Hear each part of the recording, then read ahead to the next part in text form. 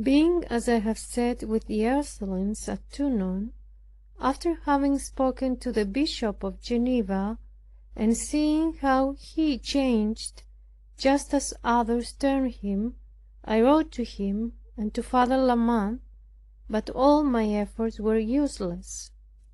The more I endeavored to accommodate matters, the more the ecclesiastic tried to confound them. Hence I ceased to meddle. One day I was told that the ecclesiastic had won over the good girl whom I dearly loved. So strong a desire I had for her perfection, that it had cost me much. I should not have felt the death of a child so much as her loss. At the same time I was told how to hinder it, but that human way of acting was repugnant to my inward sense. These words arose in my heart: "Except the Lord build the house." And indeed he provided herein himself, hindering her from yielding to this deceitful man, after a manner to be admired, and very thwarting to the designs of him and his associates.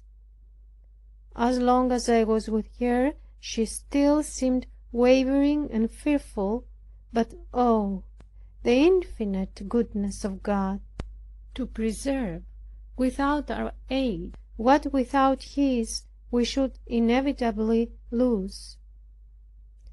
I was no sooner separated from her than she became immovable. As for me, there scarcely passed a day but they treated me with new insults. The assaults came on me at unawares.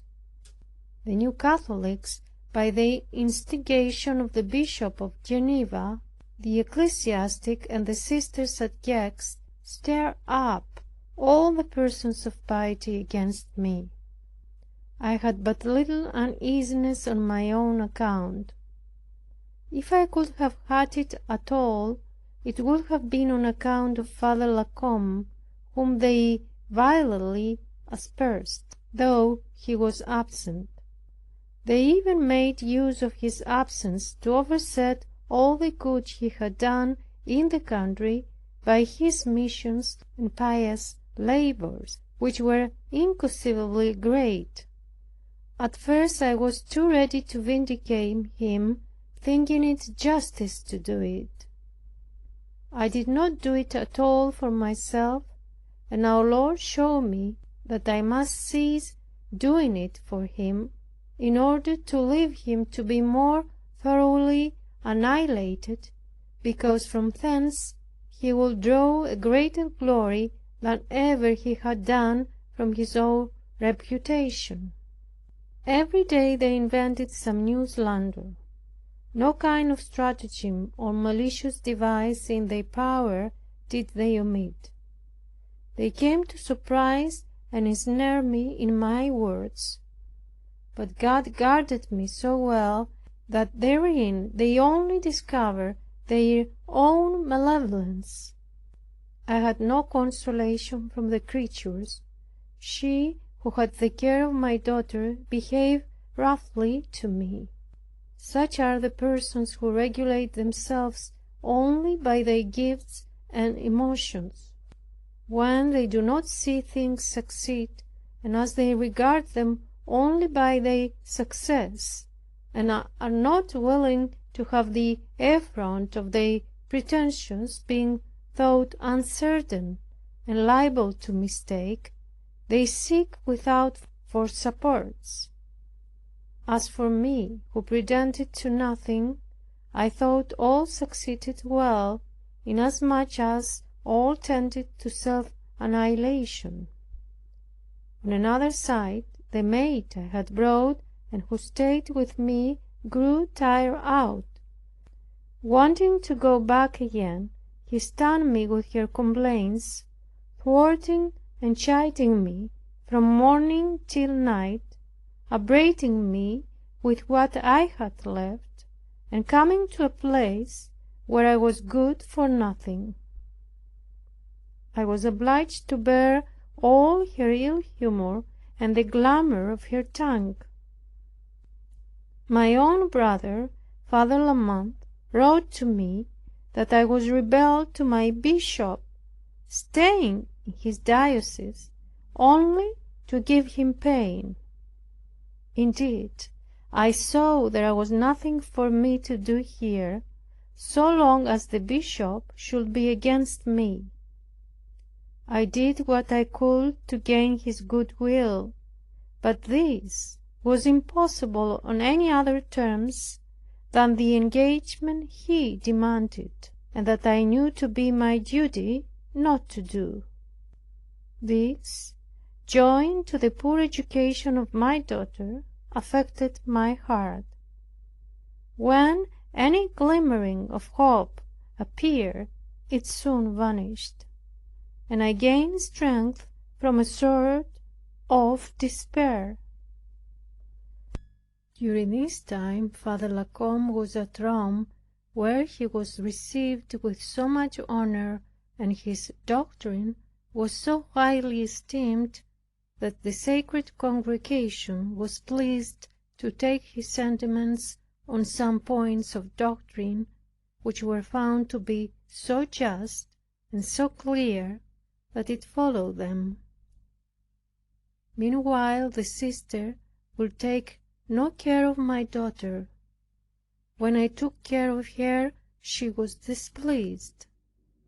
I was not able by any means to prevail on her to promise me that she would try to prevent her contracting bad habits. However, I hoped that Father La Combe, at his return, would bring everything into order and renew my consolation. Yet I left it all to God. About July 1682, my sister, who was an Ursuline, got permission to come. She brought a maid with her, which was very seasonable. My sister assisted in the education of my daughter, but she had frequent jarring with her tutoress. I labored, but in vain, for peace. By some instances which I met with in this place, I saw clearly that it is not great gifts which sanctify, unless they be accompanied with a profound humility. That death to everything is infinitely more beneficial. For there was one who thought herself at the summit of perfection, but has discovered since, by the trials which have befallen her, that she was yet very far from it. O my God, how true it is that we may have of thy gifts, yet be very imperfect and full of ourselves. How very strait is the gate which leads to life in God! How little one must be to pass through it, it being nothing else but death to self. But when we have passed through it, what enlargement do we find! David said, "He brought me forth into a large place." Psalm 18, verse 19. And it was through humiliation and abasement that he was brought thither. Father La Combe, on his arrival, came to see me. The first thing he said was about his own weakness, and that I must return. He added that all seemed dark. There was no likelihood that God would make use of me in this country. The Bishop of Geneva wrote to Father La Mothe to get me to return. He wrote to me accordingly to do it. The first land which I passed with the Ursulines, I had a very great pain in my eyes. for that same imposthume which I formerly had between the eye and the nose returned upon me 3 times. The bad air and the noisome room which I was in contributed hereto. My head was frightfully swelled, but great was my inward joy. It was strange to see so many good creatures, who did not know me, love and pity me. All the rest enraged against me, and most of them on reports entirely false, neither knowing me, nor why they so hated me. To swell the stream of affliction yet more, my daughter fell sick and was likely to die. There was but little hope of her recovery, when her mistress also fell ill. My soul, leaving all to God, continued to rest in a quiet and peaceable habitation. O principal and sole object of my love, were there never any other reward of what little services we do, or of the marks of homage we render thee, that this fixed state above the vicissitudes in the world, it is not enough? The senses indeed are sometimes ready to start aside, and to run off by truants. But every trouble flies before the soul which is entirely subjected to God. But speaking of a fixed state, I do not mean one which can never decline or fall, that being only in heaven, I call it fixed and permanent, compared with the states which have preceded, which were full of vicissitudes and variations. I do not exclude a state of suffering in the senses, or arising from superficial impurity, which remains to be done away, and which one may compare to refined but tarnished gold. It has no more need to be purified in the fire, having undergone that operation, but needs only to be burnished. So it seemed to be with me at that time.